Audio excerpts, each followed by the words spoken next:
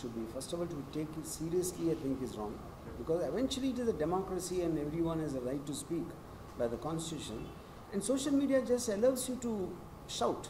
But whether someone wants to take the shout seriously, or they have the choice to block it, they have the choice not to, follow. So I think to take the social media seriously, I think is a mistake. I think it's like graffiti, it's on walls. Yeah.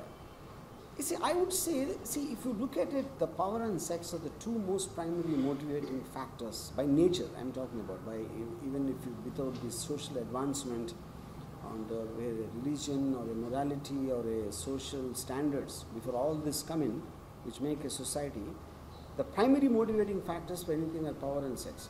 So the moment there are people in powerful positions by definition, they want to go against the establishment of a certain restricted mode. So they will indulge in something which they tell the normal people not to, most of the time. Which is the reason wars happen for women, Yeah, and our companies, so many things, so many times it's women and power which actually roll the entire thing. So I called it guns and thighs as a synonym for the effect of power and sex on politics of any kind of an organization. What do you think? I think anyone with a normal body will have sex as a shock value, I think.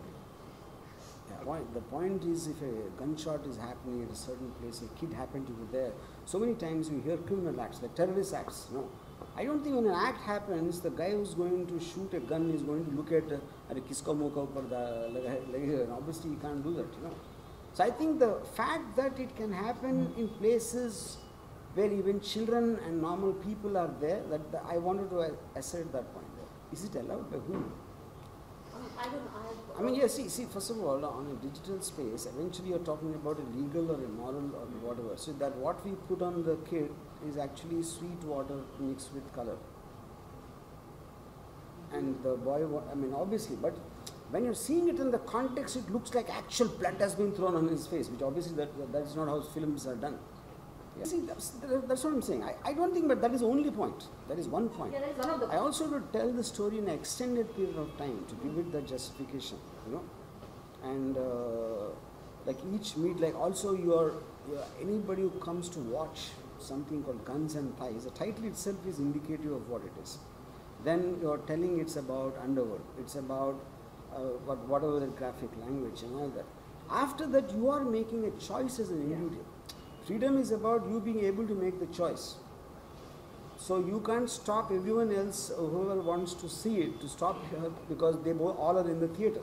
So I understand a censorship regulation for a theatre because it has number of sensibilities. Yeah. I think this is like a very age-old thing people keep talking about, cinema glorifies, which I just think is absolutely incorrect, because for the simple reason, let me put it this way, the most successful film of all time in the history is Sholay, let's say, in Hindi cinema. And Gabbar Singh is the most loved character, but I don't know of a single person who got inspired to become a dacoit in the Chambal Valley after seeing Sholay. Neither did I ever hear of two families who were fighting with each other, became a joint family after watching Hum Aapke Kaun.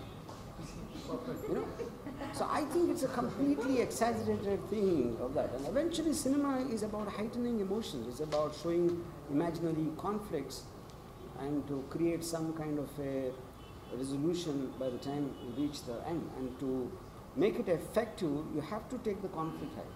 Now if you look at even a movie like Satya, for example, everybody dies by the time they take the gun. It's not like, and you see those numerous examples of that. The man who lives by the gun dies by the gun, things like that.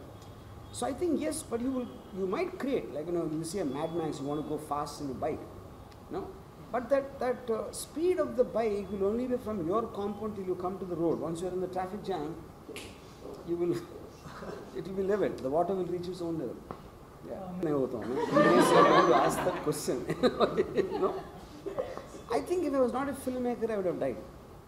Yeah. Because I really don't know what else to do. Neither do I know, nor am I interested in anything except films. See, obviously he didn't write the book, but I know a lot of people who interacted with him. Yeah, he always used to say this line, if you keep on it all the time, you want to die. When you all this time scared to die, what's the point of living? No? Would you like And to if tell us? you, Would you like to tell us? I think that's the future. I have no doubts about it. See, the point is today, if you look at the great series made by Netflix and all that, as Game of Thrones or Narcos or House of Cards, or all of them, I think this is most of the time I meet people who ask me, what series are you watching? They don't ask what film are you watching anymore. And I think it's going very, very fast, you know.